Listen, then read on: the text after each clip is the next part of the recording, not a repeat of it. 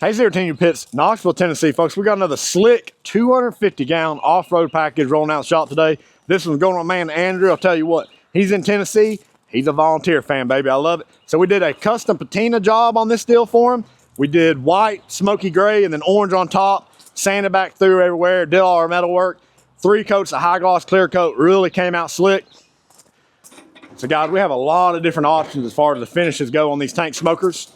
We'll open her up here. We got our dual slide and top racks, of course, and then our fixed bottom racks. They are removable, so it makes it easy to clean up. TMG Pits tail truth thermometers, 1 in each door, of course. We got the 1.5-inch ball valve grease drain down there. D-ring tie down points, 1 on each corner, makes it easy to strap down. Fold down stack, that is standard on every TMG tank smoker. Come around to the firebox here. It's our fully insulated firebox. Even the door's insulated.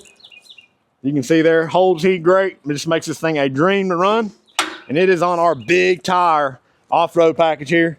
We've got a lot of different wheel and tire options, guys. Hey, y'all know the deal. If you need a custom pit built, you know to call TMG Pits, Knoxville, Tennessee.